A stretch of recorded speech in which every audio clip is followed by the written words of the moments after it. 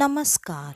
मैं स्नेहा, आपकी होस्ट, एक बार फिर से आपका स्वागत करती हूँ आपके अपने चैनल डर का घर में। आज जो मैं कहानी आपके लिए लेकर आई हूँ, ये कहानी है सोनी और उसके पति सुजीत की।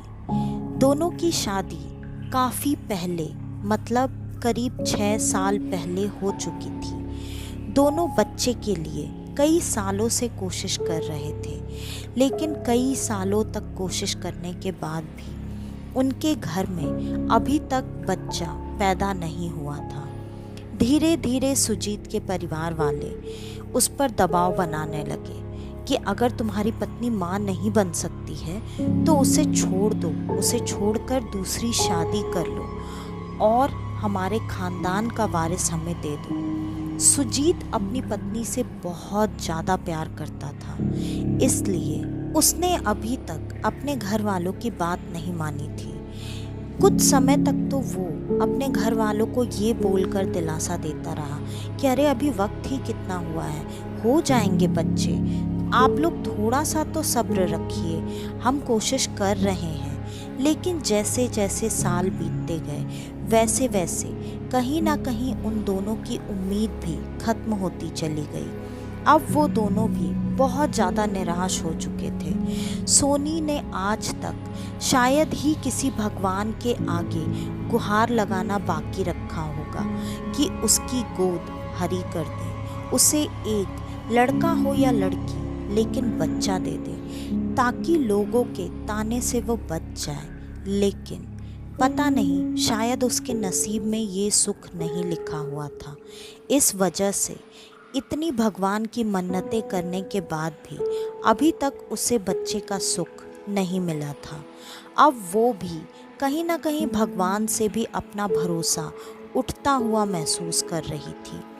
एक बार ऐसे ही रात में वो अपने घर के बाहर गार्डन में बैठकर रो रही थी और भगवान से अपनी शिकायत कर रही थी और उनसे बार बार यही सवाल पूछ रही थी कि ऐसा क्यों है, आपने मेरी ही किस्मत ऐसी क्यों लिखी है। वैसे भी बचपन से लेकर आज तक मेरे नसीब में हमेशा दुख ही लिखा है आपने। भगवान नहीं तो कोई तो मेरी मदद करे, कोई मेरी पुकार सुने। और अब हालत ऐसी हो चुकी थी कि शायद वो किसी गलत रास्ते पर भी जाने के लिए तैयार थी। उसके और उसके पति ने अडॉप्शन के लिए भी ट्राई किया था, लेकिन उनकी माली हालत इतनी अच्छी नहीं होने के वजह से उनको बच्चा अडॉप्ट करने को नहीं मिल रहा था, क्योंकि आजकल अडॉप्शन का प्रोसेस भी काफ़ी मुश्किल कर दिया गया है। इस वजह से उनके लिए वो रास्ता भी बंद हो चुका था। बाकी और सारे रास्ते जो भी उन्हें पता चल रहे थे, सब में खर्चा बहुत ज़्यादा था और सुजीत के पास इतने पैसे नहीं थे कि वो सिर्फ बच्चे के लिए इतने पैसे खर्च कर दे। और बच्चे के पैदा होने के बाद उसके पालन पोषण के लिए वो क्या करेगा। दोनों काफ़ी निराश हो चुके थे। सुजीत अपनी परेशानी सोनी के सामने नहीं दिखाया करता था, लेकिन सोनी जितना हार चुकी थी, वो हर बार सुजीत से यही कहती, मुझे इस बार ऐसा लग रहा है, ऐसा कुछ हो जाएगा, मुझे महसूस हो रहा है। और हर बार महीना खत्म होते होते उस दोनों के हाथ में सिर्फ और सिर्फ निराशा ही आती थी। अब हालत ऐसी हो चुकी थी कि उन दोनों को अपना शहर छोड़कर जाना पड़ रहा था, क्योंकि घर वालों का प्रेशर दिन ब दिन बढ़ता जा रहा था। सुजीत अपनी पत्नी से इतना प्यार करता था कि वो अपनी पत्नी को किसी भी हाल में छोड़ना नहीं चाहता था, और वो ये बात अच्छे से समझता था कि अगर उसके नसीब में बच्चे का सुख नहीं है तो शायद वो दूसरी या तीसरी शादी भी कर ले, तब भी उसे ये सुख नहीं मिलेगा। वो ये बात अपने घर वालों को नहीं समझा पा रहा था, इसलिए उसने अपने घर वालों से ये बहाना बना दिया कि उसका कहीं और ट्रांसफ़र हो गया है और उसे अब दूसरे शहर में जाना पड़ेगा।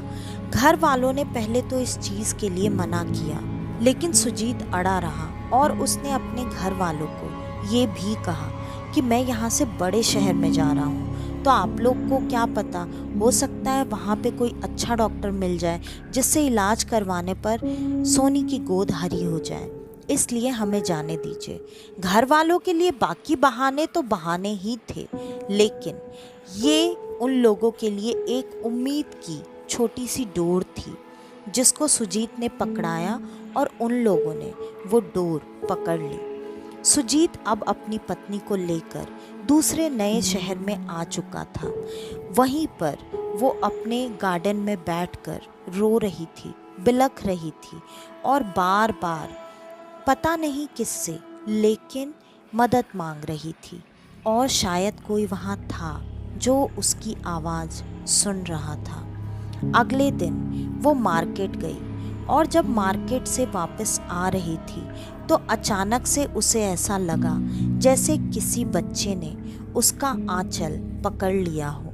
उसने जब पलट कर देखा तो सच में नीचे एक छोटा सा बच्चा वहीं पर था, जिसकी उम्र करीब करीब 5 साल रही होगी। उसने सोनी का आंचल बहुत कसकर अपने मुट्ठी में दबा रखा था और वो उसे देखकर मुस्कुराए जा रहा था। सोनी बच्चे को देखकर बहुत खुश हो गई क्योंकि वो बच्चा देखने में बहुत ही प्यारा था, और फिर उसने झुककर उस बच्चे से उसका नाम पूछा।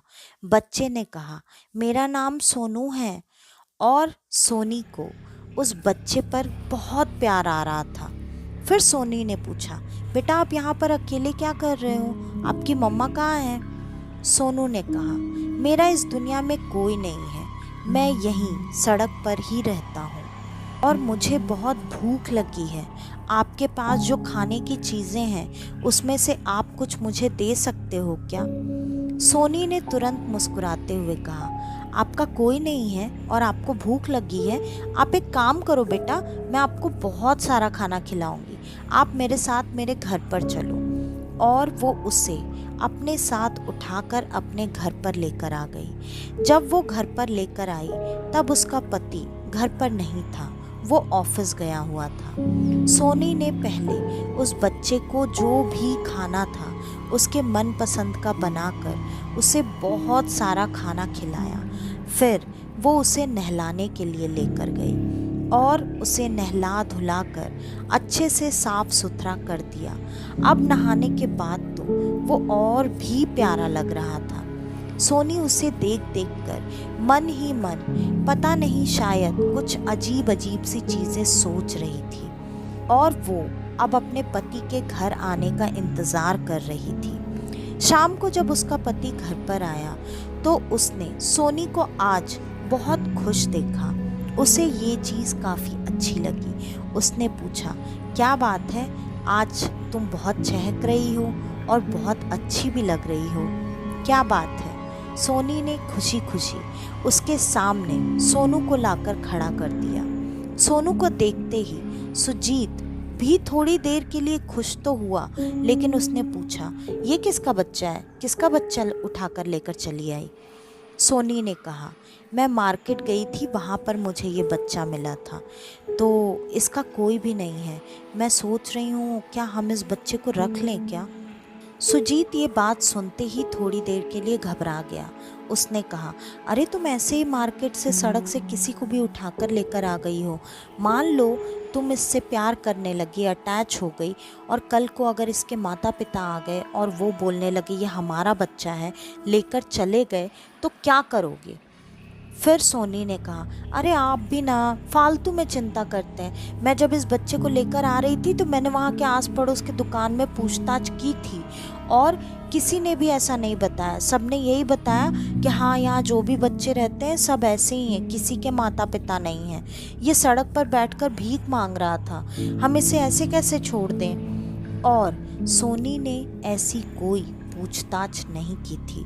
वो तो बच्चे को देखकर इतना खुश हो गई कि उसके दिमाग में ये सारी बातें आई ही नहीं थी। सुजीत उसके जिद के आगे अब झुक चुका था। उसने भी कहा, ठीक है, तुम्हारी जो मर्ज़ी वो करो। हाँ, लेकिन मुझे एक बार ऐसा लगता है कि इसके बारे में एक बार तो पुलिस स्टेशन में हमें जानकारी दे देनी चाहिए। फिर सोनी ने कहा, ठीक है, आप चिंता मत करो, मैं कल जाऊंगी, मैं ये सारी चीज़ें कर दूंगी। और वापस से वो सोनू के ख्याल करने में, उसके साथ खेलने में, उसके साथ बैठकर बातें करने में लग गई थी। धीरे धीरे दिन बीतता चला गया और अब सोनी का ध्यान पूरी तरह से अपने पति से हटकर सिर्फ छोटे बच्चे सोनू पर ही रहता था।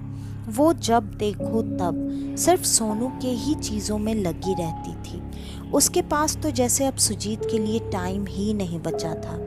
धीरे धीरे अब सुजीत को उस बच्चे से चिढ़ होने लगी थी। सुजीत को ये बात बहुत अजीब लग रही थी कि ऐसे कैसे कोई बच्चा सड़क पर मिल गया और वो आकर ऐसे घर पर रह रहा है, इसका इतना ज़्यादा अटैचमेंट हो गया है इसके साथ। ये सब चीज़ें मुझे ठीक नहीं लग रही हैं। और सुजीत ने इस चीज़ की पूछताछ करने के लिए सोनी से उस जगह का नाम पूछा जहाँ से उसे वो बच्चा मिला था।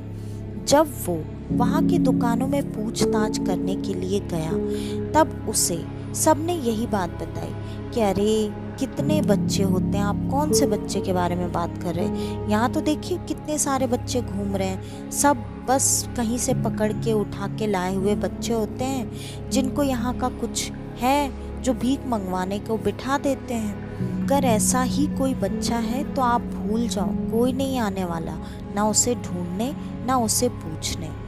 ये बात सुनकर सुजीत को तो खुशी होनी चाहिए थी, लेकिन उसे ये बात अच्छी नहीं लग रही थी। वो जब घर पर आया तो सोनू उसके पास आकर बैठ गया, लेकिन अब सुजीत सोनू से बहुत चिढ़ने लगा था। उसने काफ़ी सख्त आवाज़ में उससे पूछा, तुम यहाँ पर क्या कर रहे हो, क्यों बैठे हो यहाँ आकर, जाओ जाके अंदर खेलो। लेकिन सोनू ने उसे कोई जवाब नहीं दिया। वो बस उसे देखता रहा और मुस्कुराता रहा। ये बात सुजीत को थोड़ी सी अजीब लग रही थी कि ये मेरे से बात भी नहीं करता है और उससे इतनी बातें करता है, क्यों, क्या है ये। अब धीरे धीरे सुजीत के काम में उसका मन लगना बंद हो गया था। सुजीत कोई भी काम करता, हमेशा वो काम गलत ही हो जाया करता था। सुजीत के ज़िंदगी में धीरे धीरे परेशानियां अब बढ़ने लगी थी और सुजीत के मन में ये ख्याल आने लगा था कि हो ना हो ये उसी बच्चे के वजह से है। वो बच्चा मुझे तो लग रहा है बहुत मनहूस है और उसी के वजह से ये सारी चीज़ें हो रही हैं। और धीरे धीरे सोनी ने अब सुजीत से बात करना, उसके दिन का जो भी हाल चाल हो वो पूछना, ऑफिस से आने के बाद चाय पानी पूछना, सब पूरी तरह से बंद कर दिया था। सुजीत अपने आप को काफ़ी अकेला महसूस करता था। सुजीत ने एक बार प्लान बनाया कि वो उस बच्चे को उठाकर ले जाकर घर से कहीं दूर छोड़कर आ जाएगा, जिससे कि वो वापस ना आ सके। एक रात जब सोनी सो चुकी थी और सोनू भी उसके हिसाब से नींद में ही था, उसने सोनू को कंबल में लपेटकर उठाया और घर के बाहर काफ़ी दूर, बहुत दूर एक जंगल में ले जाकर उसे वहीं लिटाकर चला आया। लेकिन जब वो घर पर आया और कमरे में सोने को आया, उसके आश्चर्य की सीमा नहीं थी। उसे समझ में नहीं आ रहा था। सोनू वहीं बिस्तर पर बैठा हुआ था और सुजीत को देखकर मुस्कुरा रहा था। और फिर जब वो सोनू के पास गया और उससे पूछने लगा, तू यहाँ कैसे आ गया, मैं तो। सुजीत ने इसके आगे कुछ भी नहीं बोला और सोनू अजीब तरीके से उसको देखकर मुस्कुराने लगा और उसने कहा, मेरी और मेरी माँ के बीच में बिल्कुल मत आना। सोनू की आवाज़ काफ़ी भारी थी, जो कि एक छोटे बच्चे की आवाज़ नहीं हो सकती है। सुजीत ये सुनकर थोड़ी देर के लिए घबरा गया और वो दूसरे कमरे में सोने के लिए चला गया। रात भर सुजीत को आज लग रहा था जैसे नींद नहीं आ रही है और उसके सामने सोनू का ही चेहरा घूम रहा था। आज जब वो सो रहा था तो नींद में उसे ऐसा महसूस होने लगा जो कोई बच्चा उसके कमरे में बार बार आ रहा है और दौड़ दौड़ कर उसके बिस्तर के चारों तरफ चक्कर लगा रहा है, लेकिन वो जब जब आंखें खोलता वहाँ पर कोई भी नहीं होता। धीरे धीरे ये सारी चीज़ें बढ़ने लगी और अब सुजीत को सोनू से डर लगने लगा। उसने एक दिन अपनी पत्नी से इस बारे में बात करने की कोशिश भी की, लेकिन सोनी उसकी किसी बात को ना तो सुनना चाहती थी और ना ही मानना चाहती थी। उसने गुस्से में अपने पति से आज पहली बार जवाब दिया, आप भी ना बिल्कुल अपने घर वालों की तरह हो गए हैं। आपको भी मेरी खुशी लगता है देखी नहीं जाती है। वो बच्चा ऐसी हरकतें क्यों करेगा? वो कितना छोटा प्यारा सा बच्चा है, और आप जब बात कर रहे हो उस समय तो वो मेरे साथ सोया हुआ था। वैसे भी मैं उससे सुला कर ही सोती हूँ। आप कुछ भी बोलते हो, आपका दिमाग खराब है। वो मेरे बगल से बिस्तर से उठकर चला जाएगा और मुझे पता नहीं चलेगा। सुजीत को अब ये चीज़ें कहीं ना कहीं अपनी पत्नी को समझानी थी, प्रूफ करना था। इसलिए सुजीत ने अपने घर में कैमरास इंस्टॉल करने का तय किया। उसने अपने घर में कैमरा लगवा दिए, लेकिन जब उसने अपने घर में कैमरा लगवाया और वो उसको अपने फ़ोन पर ही देखा करता था, उसको बार बार ये महसूस होता सोनू अंदर के भी कमरे में है, सोनू हॉल में भी है और सोनू उसके कमरे में भी है। ये चीज़ उसके लिए काफ़ी अजीब थी। धीरे धीरे सोनू की ऐसी हरकतों से अब सुजीत पूरी तरह से परेशान होने लगा था। लेकिन अगली सुबह जब उसने उस सीसीटीवी का फुटेज अपनी पत्नी को दिखाने की कोशिश की तो उसमें कुछ भी नहीं दिख रहा था। उसमें सोनू उसके बगल में आराम से सोया हुआ था। ये देखकर सोनी काफ़ी गुस्सा हुई और अपने पति पर फिर से चिल्लाने लगी। उसने कहा, क्या देखूं मैं इसमें? आप सच में क्या चाह रहे हैं? आप मुझे खुश नहीं देखना चाहते क्या? आपको दिख नहीं रहा है उसके आने के बाद से मैं अब अच्छी हो गई हूँ, मेरी तबीयत भी नहीं बिगड़ती है। आप क्यों ऐसा कर रहे हैं मेरे साथ? सुजीत के पास अब कोई रास्ता नहीं था। वो सोनू की इन चीज़ों के बारे में अब जानना चाहता था कि सच्चाई क्या है, और उसने अपने ऑफिस के एक दोस्त को ये सारी बातें बता दी।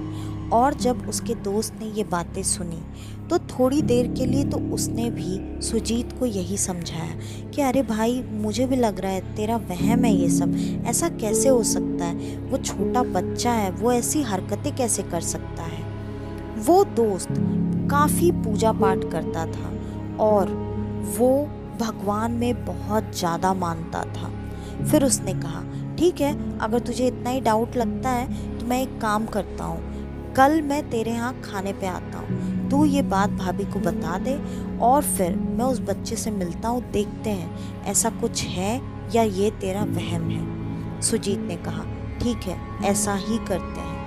आज जब सुजीत अपने घर पर वापस आया, उसने तुरंत अपनी पत्नी को बताया कि कल मेरा एक दोस्त है, वो घर पर खाने के लिए आने वाला है, उसे तुम्हारे प्यारे बेटे सोनू से भी मिलना है। फिर ये बात सोनी सुनकर काफ़ी खुश हुई।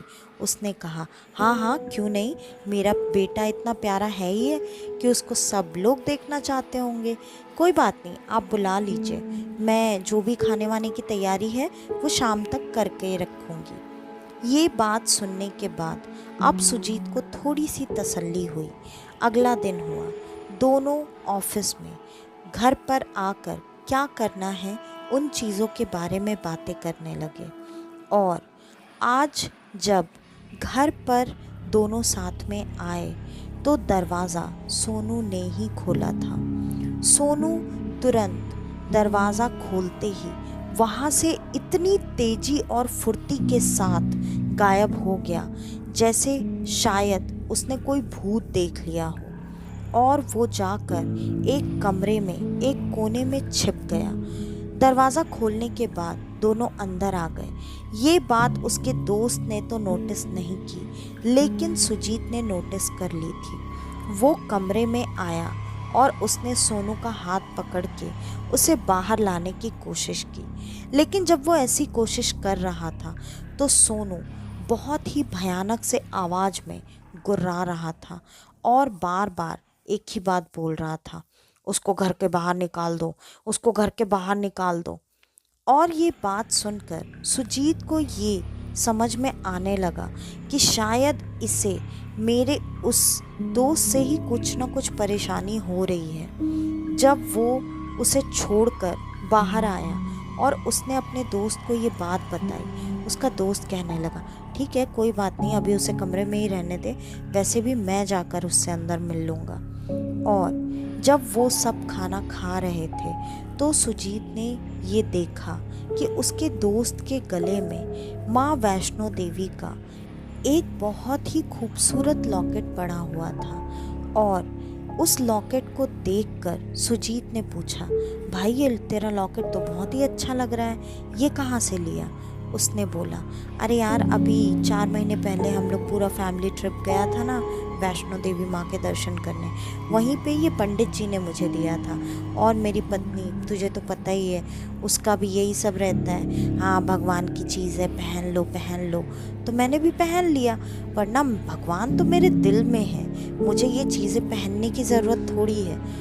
फिर ये बात अब कहीं ना कहीं सुजीत को काफ़ी अजीब लग रही थी। उसने कहा, भाई ये लॉकेट तू मुझे दे सकता है क्या? सुजीत ने कहा, हाँ हाँ क्यों नहीं, मैं बिल्कुल दे सकता हूँ तुम्हें ये लॉकेट। जैसे ही उसके दोस्त ने अपने गले से वो लॉकेट उतारने की कोशिश शुरू की, अंदर कमरे से सोनू के बहुत तेज तेज रोने चीखने चिल्लाने की आवाज़ें आने लगी। सोनी तुरंत भागकर कमरे में पहुंच गई और वो कमरे में जाकर सोनू को देखने लगी। सोनू अजीब तरीके से कर रहा था, एक कोने में बैठा ऐसे दिखा रहा था जैसे उसे कोई मारने के लिए आया है।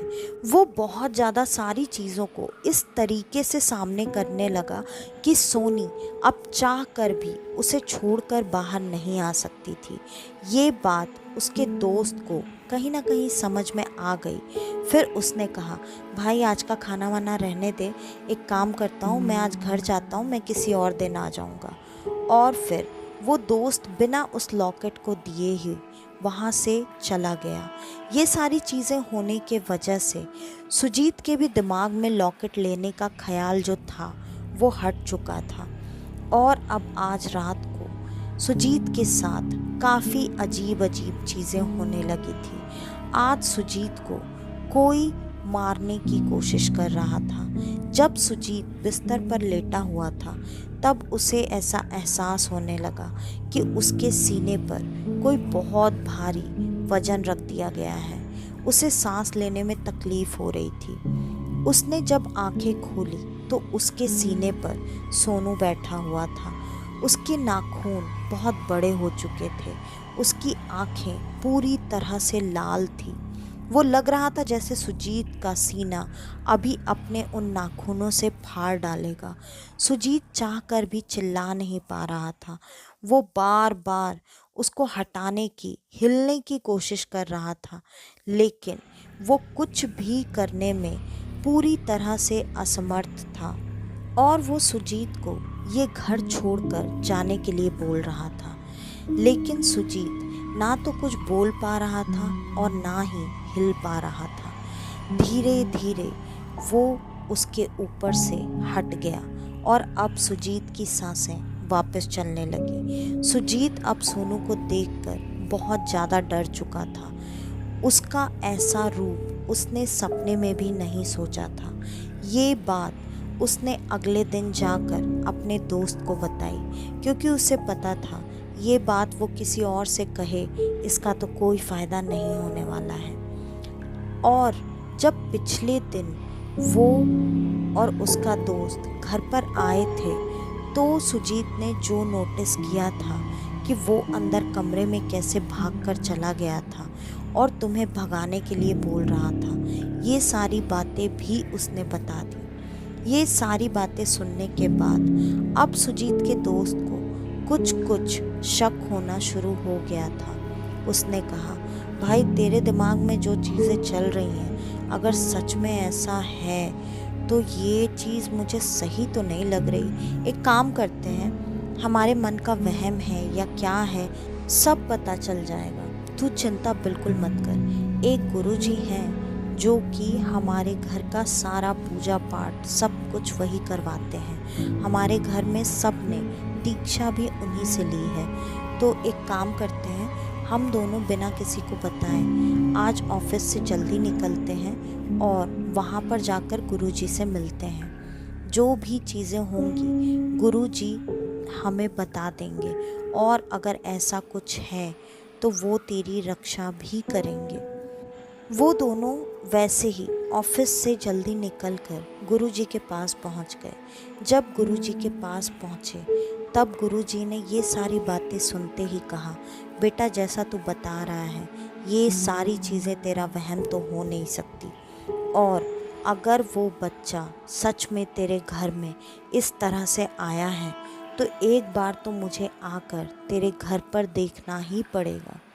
सुजीत ने कहा, गुरुजी देरी क्यों करनी है, आज ही चलिए मेरे साथ। लेकिन गुरुजी ने कहा, आज नहीं, मैं कल आऊँगा और कल सुबह तेरे ऑफिस जाने से पहले ही मैं घर पर आ जाऊँगा।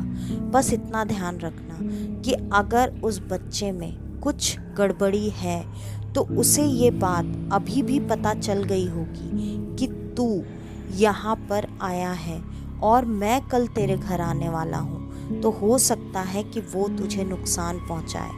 उसके लिए मैं तेरे हाथ में ये रक्षा सूत्र बांध दे रहा हूँ।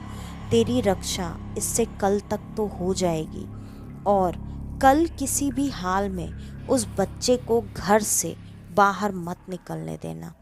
ये बात सुनते ही सुजीत का डर कहीं ना कहीं और बढ़ गया था, लेकिन सुजीत को इस बात की तसल्ली भी थी कि बाबा जी उसके सारे समस्याओं का समाधान कर देंगे। और फिर जब वो घर पर गया तो उसके हाथ में जो रक्षा सूत्र बंधा हुआ था उसके वजह से आज सोनू बहुत अजीब सी हरकतें कर रहा था और अपने कमरे से बाहर नहीं निकल रहा था। लेकिन सुजीत आज ये देखना चाहता था कि सोनू उसके पास आएगा या नहीं। वो सोनू के कमरे में चला गया। जब वो सोनू के कमरे में पहुंचा तो सोनू बहुत ज़ोर ज़ोर से चीखने लगा, अजीब सी हरकतें करने लगा, जैसे सोनू को कोई परेशान कर रहा है, कोई तकलीफ़ हो रही है। और तुरंत सोनी ने कहा, आप एक काम कीजिए ना, जाके डॉक्टर को बुला कर लेकर आइए, अभी कल भी इसके साथ ऐसा ही हुआ था। लेकिन सुजीत अब कहीं ना कहीं ये चीज़ समझ गया था कि उसे तकलीफ़ डॉक्टरों वाली नहीं है, इस रक्षा सूत्र से ही है। लेकिन सुजीत चुपचाप अपने कमरे में आकर लेट गया। आज सुजीत चैन की नींद सोने वाला था, लेकिन शायद ये उसकी गलत फहमी थी, क्योंकि तकलीफ़ आज उसे नहीं उसकी पत्नी को होने वाली थी। और फिर रात में जब सुजीत चैन की नींद सो रहा था तब अचानक उसे अपनी पत्नी की अजीब सी आवाज़ उसके कमरे से आने लगी। सुजीत तुरंत हड़बड़ा कर उठ गया और उठकर अपनी पत्नी के कमरे में पहुंचा। जब वो वहां पर पहुंचा तो उसकी पत्नी बाल खुले करके बिस्तर पर बैठी हुई थी और अजीब सा गुर्रा रही थी और बार बार खुद को आगे पीछे कर रही थी। सुजीत को उस तरीके से सोनी को देखकर काफ़ी डर लगने लगा। सुजीत ने फिर भी हिम्मत की और वो सोनी के पास जैसे ही पहुंचा, सोनी इतनी भयानक हो चुकी थी और वहाँ पर सोनू कहीं भी नहीं था। सोनी का बार बार यही कहना था, हमें अकेला छोड़ दो, हमें अकेला छोड़ दो। और सुजीत को ये बात अब समझते देर नहीं लगी कि सोनू अब उसे नुकसान नहीं पहुंचा पा रहा है, इसलिए वो सोनी को नुकसान पहुंचा रहा है। धीरे धीरे सोनी का रूप काफ़ी उग्र होता चला गया। वो खुद को चोट पहुंचा रही थी, खुद को बहुत बुरी तरीके से घायल कर चुकी थी। वो लग रहा था जैसे आज वो अपनी जान खुद अपने हाथों से ले लेगी। सुजीत उसके सामने गिड़गिड़ाए जा रहा था, लेकिन वो कोई बात सुनने को तैयार नहीं थी। उसने तुरंत अपने दोस्त को फ़ोन लगाया और कहा उसके घर में ऐसा हो रहा है, किसी भी तरह से गुरुजी को लेकर अभी के अभी मेरे घर पर आ जाओ, वरना शायद मेरी पत्नी आज नहीं बचेगी। और दोस्त ने तुरंत गुरुजी के पास पहुंचकर उनको अपने साथ लेकर सुजीत के घर पर आ गया। जब वो सुजीत के घर में आए तो वहाँ मंजर बहुत अलग सा था। सोनी अजीब तरीके से ज़मीन पर रेंग रही थी और कभी भागकर एक कोने में घुस जाती, कभी दूसरे कोने में। वो बार बार अपना सर दीवार से बहुत जोर जोर से मारे जा रही थी। उसका सर लगभग पूरी तरह से फट चुका था। उससे खून जितनी तेजी से निकल रहा था, मुश्किल से 10 मिनट ही बचे होंगे उसके पास। गुरुजी ने तुरंत अपनी क्रियाविधि शुरू कर दी। जैसे जैसे वो क्रियाविधि करते जा रहे थे, वैसे वैसे सोनी का रूप और ज़्यादा उग्र होता चला जा रहा था। सोनी खुद के एक आँख में उंगली घुसा रही थी और लग रहा था जैसे वो अपनी आँख को बाहर निकालना चाहती है। उस आँख से भी काफ़ी खून अब निकल रहा था। धीरे धीरे वो खुद को अपने ही नाखूनों से नोच रही थी, खरोंच रही थी। उसने अपने पैर की लगभग सारी उंगलियां तोड़ दी थी। उसकी ऐसी हालत बहुत बुरी और बुरी होती ही जा रही थी और गुरुजी अभी वो क्रियाविधि कर ही रहे थे। उन्होंने कहा किसी भी तरीके से उसे पकड़कर लाकर इस घेरे में बिठाओ। और सुजीत और उसके दोस्त ने जब उसे पकड़ने की कोशिश की तो सोनी ने अपने पति को इतनी ज़ोर से दांत काटा कि उसके हाथ का एक मांस का टुकड़ा उसके मुंह में लटक रहा था। और सुजीत ये दर्द बर्दाश्त नहीं कर पा रहा था, लेकिन फिर भी वो ये जानता था कि अगर उसने अभी सोनी को छोड़ दिया तो शायद सोनी हमेशा के लिए उसे छोड़कर चली जाएगी। इसलिए उसने उसी तरीके से दर्द बर्दाश्त करते हुए, दर्द से कराहते हुए, चीखते हुए अपनी पत्नी को जैसे तैसे उस गोले में लाकर बिठा दिया। और अब वो चाह कर भी कुछ नहीं कर पा रही थी। पंडित जी ने क्रियाविधि शुरू की। धीरे धीरे सारी क्रियाविधि पूरे होते होते लगभग सुबह का वक्त हो चला था और अब सोनी शांत हो चुकी थी। वो थोड़ी देर में ही बेहोश होकर ज़मीन पर अधमरी सी पड़ गई और अब सब कुछ वहाँ पर पूरी तरह से शांत हो चुका था। पंडित जी ने एक तावीज सुजीत के हाथ में दिया और कहा अब इस गोले में जाकर उसके गले में ये तावीज बांध दो। और सुजीत ने वैसा ही किया। फिर सुजीत ने पूछा पंडित जी अब मेरी पत्नी ठीक हो गई है, अब तो उसे कुछ नहीं होगा ना? पंडित जी ने कहा हाँ ठीक तो हो गई है, लेकिन यहाँ मुश्किल सबसे बड़ी ये है कि उस आत्मा को तेरी पत्नी ने ही बुलाया था। उसी ने कहा था कि कोई भी आ जाए जो उसके इस दुख को दूर कर दे। तो ये कोई आम आत्मा नहीं थी, ये खुद पिशाच का बेटा था जो कि अपनी माँ से परेशान था। इसलिए वो इस माँ के पास आया था कि शायद उसे वो प्यार, वो दुलार इस माँ से मिलेगा। और वो प्यार दुलार उसे बहुत ज़्यादा मिला, इसलिए वो इसे अब छोड़ के जाने को तैयार नहीं था। वो चाहता था वो उसे अपने साथ लेकर जाए और उस चीज़ में तू बाधा बन रहा था। इसलिए या तो वो तुझे पहले मार देता या तेरी पत्नी को ऐसे ही लेकर चला जाता।